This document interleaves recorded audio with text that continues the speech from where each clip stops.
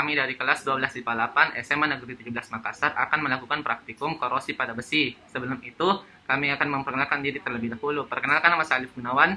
Perkenalkan, nama saya Makfira Aulia. Perkenalkan, nama saya Mutia Alfia Yamin. Perkenalkan, nama saya Nabila Adeksa Johan. Perkenalkan, saya Nela Salsa Bilaksa. Perkenalkan, nama saya Nanda Putri Anyelir. Perkenalkan, nama saya Nur Rahmasari. Perkenalkan, nama saya Nurul Asisa. Percobaan kami kali ini dibina oleh Ibu Hajah Nurdriana Darman MPD. Selanjutnya kita menuju ke pembahasan. Yang pertama itu alat dan bahan. Alat dan bahan yang akan kita gunakan pada percobaan kali ini adalah gelas 10 buah, paku, plastik, air, NaCl, sabun, CH3COOH, minyak, dan pemutih. Untuk lebih jelasnya, silakan lihat daftar berikut ini.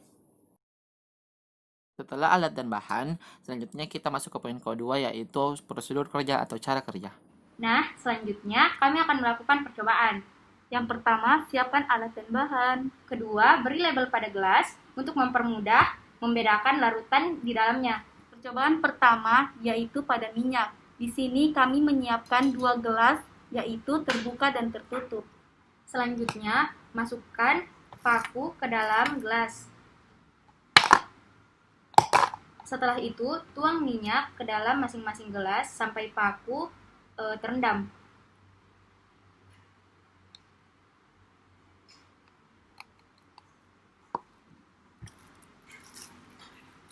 Lalu, tutup salah satu wadah yang sudah dilabeli tertutup dengan menggunakan plastik dan diikat dengan menggunakan karet. Selanjutnya, pada percobaan kedua, kami menggunakan cuka atau CH3COOH. Masukkan paku ke dalam setiap wadah.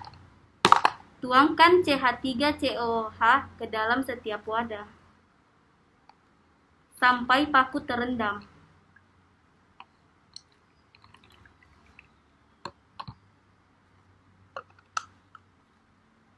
Selanjutnya, tutup salah satu wadah yang berlebar tertutup menggunakan plastik dan karet.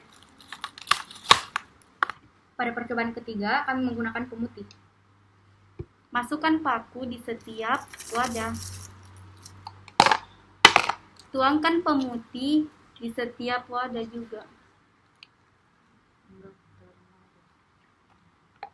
Hingga paku terendam. Selanjutnya, tutup salah satu wadah yang terlabel tertutup menggunakan plastik dan ikat dengan karet. Percobaan keempat, kami akan menggunakan larutan NaCl. Masukkan paku di setiap wadah. Lalu tuangkan larutan NaCl ke setiap wadah hingga paku terendam.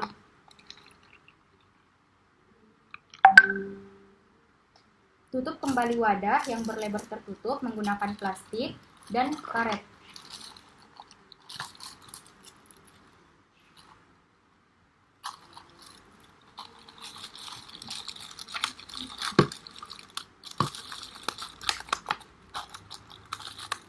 Pada percobaan terakhir, kami menggunakan air. Masukkan setiap paku ke dalam wadah. Lalu tuangkan air ke dalam wadah hingga terendam. Tutup kembali salah satu gelas menggunakan plastik dan ikat dengan karet. Setelah prosedur kerja atau cara kerja, selanjutnya kita masuk ke poin ketiga, yaitu hasil dan pembahasan. Dari hasil pengamatan yang dilakukan selama 5 hari, paku pada larutan garam di wadah terbuka dan tertutup sama-sama mengalami korosi. Sedangkan paku yang direndam minyak pada wadah terbuka belum mengalami tanda-tanda korosi sama sekali. Paku pada air garam mengalami korosi karena mengalami atau melakukan kontak langsung dengan elektrolit, asam atau garam. Keberadaan elektrolit seperti garam di dalam air dapat mempercepat laju korosi. Elektrolit merupakan media yang baik untuk melakukan transfer muatan. Hal itu mengakibatkan elektron lebih mudah untuk dapat diikat oleh oksigen di udara. Inilah yang menyebabkan paku pada larutan garam pada wadah terbuka mengalami korosi lebih cepat dari paku yang berada pada paku pada wadah tertutup. Selain itu, larutan garam menyerang lapisan mild cell dan alogis, yaitu paduan logam yang bersifat tahan karat. Proses korosi ini disebabkan oleh kenaikan konduktivitas larutan garam, di mana larutan garam lebih konduktif sehingga menyebabkan laju korosi juga lebih tinggi. Sedangkan pada kasus paku yang berada di dalam wadah yang berisi minyak belum mengalami tanda-tanda korosi sama sekali. Hal ini disebabkan karena paku tidak mengalami kontak dengan air dan udara. Sifat minyak yang sulit ditembus oleh air menyebabkan paku sukar mengalami korosi. Untuk medium gelas tertutup yang berisi minyak tidak membuat paku mengalami korosi. Paku yang berada dalam larutan minyak tidak mengalami korosi karena minyak tidak mengandung oksigen dan larutan ini menghalangi kontak antara logam di paku dengan oksigen di udara. Dari hasil pengamatan selama 5 hari, didapatkan pada medium gelas plastik terbuka maupun tertutup yang berisi air biasa membuat paku mengalami korosi. Namun, laju reaksi pada wadah terbuka lebih cepat dibandingkan wadah tertutup. Permukaan besi yang mengalami kontak dengan air merupakan bagian besi yang berperan sebagai anoda. Oksigen dalam air melakukan oksidasi pada logam besi sehingga membentuk ion Fe2+. Kemudian, elektron bergerak ke permukaan logam besi lainnya yang bertindak sebagai katoda.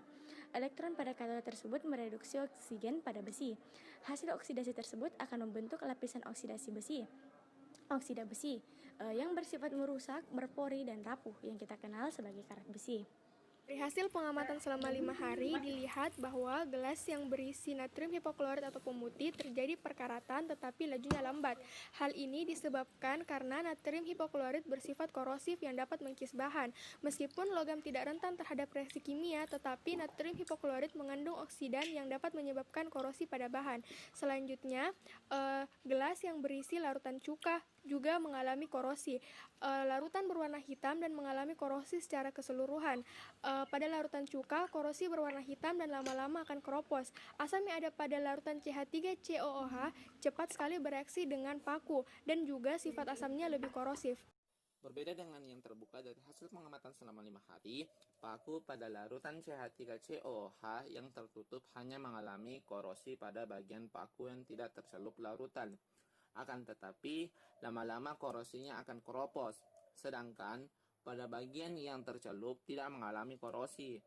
Walaupun larutan cuka cepat bereaksi dengan paku dan sifat asamnya lebih korosif, akan tetapi korosi hanya sebagian dikarenakan sedikit atau bahkan tidak adanya O2. Berikut ini adalah dokumentasi hasil percobaan kami dari hari ke hari.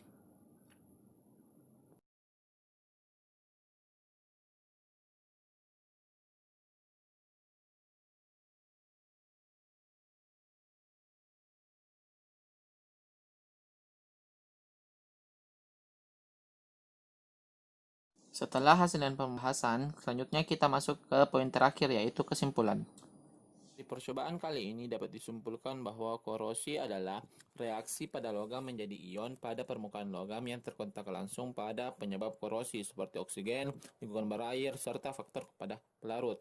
Agar tidak terjadi korosi pada besi, jangan sampai besi terkontaminasi dengan air atau larutan yang dapat menyebabkan oksidasi, sehingga besi dapat berkarat. Jika kita menghindarkan besi dari air, maka besi tidak dapat bereaksi dengan oksigen yang dapat membuatnya berkarat.